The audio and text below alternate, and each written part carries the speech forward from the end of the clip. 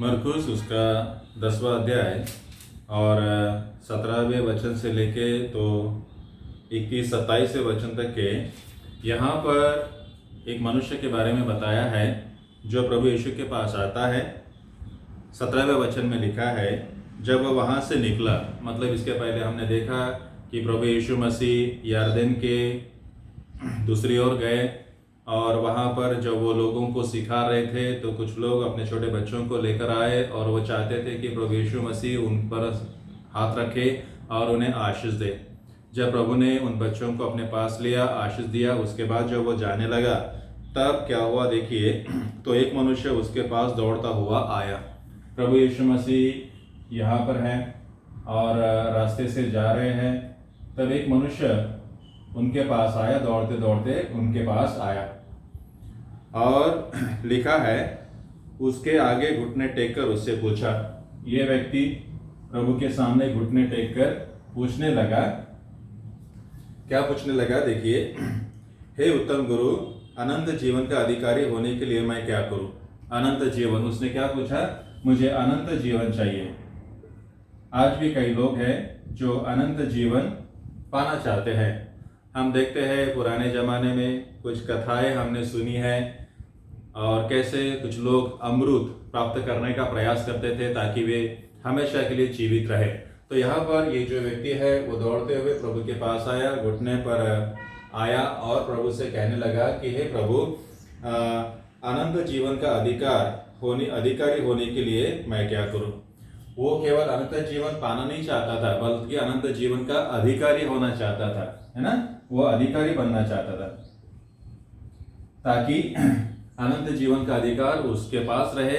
और हो सकता है उसके मन में ये सवाल भी आया होगा कि फिर एक बार मेरे पास अनंत जीवन का अधिकार आया, एक बार मैं अनंत जीवन का अधिकारी बन गया, तो फिर मैं जिसे चाहूँ उसे मैं अनंत जीवन दे सकता हूँ। तो ये जो व्यक्ति है वो अधिकार चाहता था और किसका अधिकार? अनंत जीवन का अधिकारी बनना चाहता था। अब देखिए, प्रभु यीशु मसीह ने उससे कहा 19वें वचन में, तू तो आज्ञाओं को जानता है। प्रभु ने उससे कहा कि तू क्या करता है? आज्ञाओं को जानता है ना? वो कौन कौन सी आज्ञाएं हैं? जैसे मूसा के नियम शास्त्र में 10 आज्ञाओं के बारे में लिखा गया है। तो आज्ञाओं को जानता है, हत्या न करना, व्यभिचार न करना, चोरी न करना, झूठी गवाही न देना, छल न करना, अपने माता पिता का आदर करना। तो ये जो 10 आज्ञाएं हैं और उसके अलावा और भी बहुत सारी आज्ञाएं हैं मूसा के नियम शास्त्र में बताई गई है। तो प्रभु यीशु ने इस व्यक्ति से कहा कि तू तो आज्ञाओं को जानता है। ये व्यक्ति प्रभु यीशु के पास आया, घुटने टेका और प्रभु यीशु से क्या कहने लगा? मुझे अनंत जीवन का अधिकारी होने के लिए मैं क्या करूं? वो अनंत जीवन नहीं मांग रहा था, बल्कि अनंत जीवन का अधिकारी होने के लिए वो प्रभु से विनती कर रहा था। तो प्रभु यीशु मसीह ने क्या कहा? तू तो आज्ञाओं को जानता है। तो अनंत जीवन प्राप्त करना और आज्ञाओं को मानना, इसका करीब का संबंध हो सकता है। बाद में जब प्रभु यीशु मसीह ने उसे आज्ञाओं का वर्णन किया, जैसे कुछ आज्ञाओं का, तो देखिए उस व्यक्ति ने 20वें वचन में देखिए वो क्या कहता है। वचन 20 में देखिए ये व्यक्ति क्या कहता है। वो कहता है, उसने उससे कहा, हे गुरु, इन सब को तो मैं लड़कपन से मानते आया हूँ। ये जो आज्ञाएं हैं, 10 आज्ञाएं हो या फिर इसके अलावा और भी कुछ आज्ञाएं हो, तो मैं तो अपने जवानी के दिनों से, लड़कपन से ही मैं इन चीजों को मानते आया हूँ। तो इसका मतलब ये अभी वयस्क व्यक्ति होगा जो प्रभु यीशु मसीह के पास अनंत जीवन का अधिकारी होने के लिए विनती कर रहा था। तो ये व्यक्ति कहता है कि मैं तो अपने जवानी के दिनों से, जब से मैं जानने लगा, समझने लगा, तब से मैं इन सारी आज्ञाओं को क्या करता हूँ? मानते आया हूँ। तो ये व्यक्ति प्रभु से कहता है कि प्रभु, इन सारी चीजों को तो मैं मानता हूँ, तो क्या इन सारी चीजों से मानने से मैं अनंत जीवन का अधिकारी बन जाऊंगा? शायद हो सकता है उसके मन में ऐसा ख्याल आया होगा। अब देखिए 21वें वचन में क्या लिखा है। वचन 21 में लिखा है, यीशु ने उस पर दृष्टि करके उससे प्रेम किया। देखिए, ये व्यक्ति जो प्रभु के पास आया है, ये व्यक्ति प्रभु के पास आकर घुटने टेक कर उससे पूछता है कि अनंत जीवन का अधिकारी होने के लिए मैं क्या करूं? प्रभु ने उसे स्मरण दिलाया कि आज्ञाओं को तो जानता है, और ये व्यक्ति कहता है कि मैं इन सारी आज्ञाओं को क्या करता हूँ? बचपन से मानता हूँ। तब प्रभु यीशु मसीह ने उस पर दृष्टि करके उससे प्रेम किया। उसकी जो कमी घटी है उस कमी घटी को दोहराया नहीं, या बल्कि उससे क्या किया है, प्रेम किया है। और बड़े प्रेम से प्रभु ने क्या किया है, अपनी बातों को उसे बताया है। देखिए प्रभु क्या कहता है, प्रभु ने पहले उससे प्रेम किया और उससे कहा तुझ में एक बात की घटी है। तुझ में क्या है, एक बात की क्या है, घटी है। तू तो अपने जवानी के दिनों से इन सारी चीजों को मानते आया है, बल्कि तुझ में क्या है, एक बात की घटी है। तो वो कौन सी घटी है, जो कुछ तेरा है उसे बेचकर कंगालों को दे दे। ये कौन सी घटी है, तेरा जो कुछ धन है उस धन को तू क्या कर, बेच दे और क्या कर, कंगालों को बांट दे। कंगालों में क्या कर दे, बांट दे। तो प्रभु यीशु मसीह ने, ये व्यक्ति जो प्रभु के पास आता है, अनंत जीवन का अधिकारी होना चाहता है, प्रभु ने उसे कहा, आज्ञाओं के बारे में बताया। तो आज्ञाओं के बारे में वो कहता है कि ये सारी चीजें तो मैं अपने जवानी के दिनों से मानते आया हूं, लेकिन उसके जीवन में एक घटी थी, कमी घटी थी। उसके बारे में देखिए प्रभु यीशु की जो प्रतिक्रियाएं है उसके बारे में लिखा है कि प्रभु यीशु मसीह ने उससे प्रेम कहा और बड़े आदर से, बड़े प्रेम से उससे कहा कि तुझ में एक घटी है। क्या है कि तेरा जो भी धन है, तूने जिस किसी प्रकार से धन कमाया होगा, वो धन तू क्या कर, बेच दे और कंगालों को दे दे। आज हम देखते हैं कई लोग इस प्रकार से है। ये जो व्यक्ति है जो अनंत जीवन का अधिकारी होने के लिए प्रभु के पास आया था, प्रभु उसे कहता है कि यदि तुझे अनंत जीवन का अधिकारी होना है तो तुझे क्या करना है, तुझमें जो घटी है उस घटी को, उस कमी को तुझे क्या करना है, दूर करना है। क्योंकि इस व्यक्ति के पास बहुत सारा धन होगा और उसने धन कमाया होगा। अब किस प्रकार उसने धन कमाया होगा हम नहीं जानते, लेकिन धन कमाने के तो अलग अलग प्रकार होते हैं। अलग अलग, कोई सही तरीके से, कोई गलत तरीके से धन कमाते हैं। हम नहीं जानते इस व्यक्ति ने किस प्रकार से धन कमाया होगा, लेकिन प्रभु ने कहा कि ये जो तेरे पास धन है, यही क्या है, तेरी क्या है, कमी है, और यही तेरी घटी है। तो प्रभु यीशु मसीह का धन के प्रति जो दृष्टिकोण है, वो दृष्टिकोण वो यहाँ पर बताता है कि देखिए ये जो धन है, ये धन क्या है, हमारी कमजोरी बन सकती है। अनंत जीवन का अधिकारी होने के लिए ये जो धन है, ये धन हमारे लिए कमी घटी हो सकती है। लेकिन उसकी प्रतिक्रिया देखिए, उसकी प्रतिक्रिया ये थी कि इससे बात से उसके चेहरे पर उदासी छा गई। जब प्रभु ने उसे कहा कि जो तेरे पास धन है उस धन को तू बेच दे, कंगालों को बांट दे, और तेरे में जो कमी घटी है उस कमी घटी को क्या कर, तू दूर कर, और ताकि तू अनंत जीवन का अधिकारी हो सके। यहाँ पर ऐसा लिखा है कि उसमें क्या किया है, उसके चेहरे पर उदासी छा गई है। उसने प्रभु की बातों को माना नहीं है।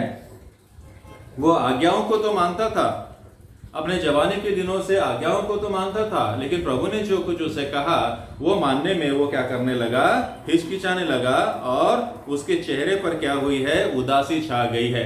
जब प्रभु ने कहा कि तुझ में जो घटी है उस घटी को तू क्या कर, दूर कर दे। तेरे पास जो धन है, जो धन तूने कमाया है, वो बेचकर कंगालों को दे दे। तब उसके चेहरे पर क्या हुई है, उदासी छा गई है, और वो शोक करता हुआ चला गया। बड़े नम्रता के साथ वो प्रभु के पास आया, प्रभु के पास दौड़ता हुआ आया और घुटने टेककर प्रभु से कहने लगा कि अनंत जीवन का अधिकारी होने के लिए मैं क्या करूं। लेकिन प्रभु ने जो कुछ उससे कहा, उस बात को सुनकर वो, उसके चेहरे पर उदासी छा गई और वो शोक करता हुआ अपने घर चला गया, क्योंकि वो बहुत धनी था। ये जो व्यक्ति है ये बहुत धनी था। तो आज भी कई लोग हैं जो अनंत जीवन का अधिकारी होना चाहते थे। अब थोड़ा सा हम इस व्यक्ति के बारे में सोचेंगे कि ये व्यक्ति इतना धनी कैसे बन गया है, इसके पास इतना धन कहाँ से आया है। परमेश्वर ने तो हर एक को अपने स्वरूप का बनाया है। परमेश्वर की दृष्टि से तो हर कोई समान है। परमेश्वर ने सभी को अलग अलग प्रकार की योग्यताएं दी है। लेकिन हम देखते हैं संसार में कुछ लोग बहुत धनी है और कुछ लोग क्या है, बहुत कंगाल है। तो कोई कंगाल है, कोई धनी है।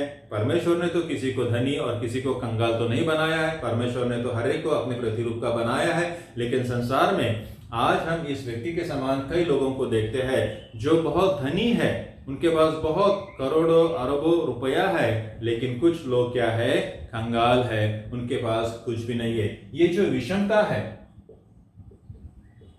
ये विषमता कहां से उत्पन्न हुई है? परमेश्वर ने तो इस विषमता को उत्पन्न नहीं किया है, लेकिन ये जो विषमता है हम देखते हैं कि कुछ लोग बहुत धनी है और कुछ लोग कंगाल है। ये क्यों है? तो जो बंटवारा है, धन का बंटवारा, जो नेचुरल रिसोर्सेस है उसका जो बंटवारा है, उस बंटवारे में जब भ्रष्टता निर्माण होती है तो फिर इस प्रकार की विषमता क्या होती है, निर्माण होती है। कुछ लोग क्या करते हैं, सारा का सारा धन इकट्ठा करते हैं, अपने पास रखते हैं, और अपने पास इकट्ठा करने से क्या होता है, बाकी के जो लोग हैं वो धन से क्या होते हैं, वंचित रह जाते हैं। तो ये जो भ्रष्टता है, भ्रष्टाचार है, जिसके कारण कुछ लोग बहुत सारा धन कमाते हैं, बहुत सारा धन कमाते हैं, अलग अलग तरीके से, गलत तरीके से भी वो धन को कमाते हैं, और गलत तरीके से धन को कमाने के कारण क्या होते हैं, कुछ लोग कंगाल होते हैं। तो सबसे पहले अनंत जीवन यदि किसी को चाहिए तो हम में और दूसरों में जो विषमता है, उस विषमता को हमें क्या करना है, दूर करना है। बाकी देखिए 23वें और 24वें वचन में कहता है, प्रभु कहता है कि जब वो चला गया तो यीशु ने चारों ओर देखा और अपने चेलों से कहा, धनवानों का परमेश्वर के राज्य में प्रवेश करना कठिन है। फिर 24वें वचन में कहता है, जो धन पर भरोसा रखते हैं उनके लिए परमेश्वर के राज्य में प्रवेश करना कठिन है। जो ऊंट होता है वो सुई की नाक में से चला जाएगा, लेकिन जो धनवान होते हैं, मतलब गलत तरीके से जिन्होंने धन को कमाया है, लोगों का शोषण करके, लोगों को कुचल कर, उनका खून चूस कर जिन्होंने धन कमाया है, उनको अनंत जीवन का अधिकार नहीं मिलेगा और परमेश्वर के राज्य में प्रवेश नहीं मिलेगा। लेकिन आज हम कई लोगों को देखते हैं, उन्हें परवाह नहीं है, इस जीवन में वो भरपूरी से जीवन जीना चाहते हैं, जितना धन हो उतना धन वो कमाना चाहते हैं और बस मस्त एंजॉय करना चाहते थे। उनको मृत्यु के बाद क्या होगा और स्वर्ग का राज्य मिलेगा या नहीं मिलेगा, इसके बारे में वो परवाह नहीं करते, बस जो उनका जीवन है उसमें वो खुश रहना चाहते हैं।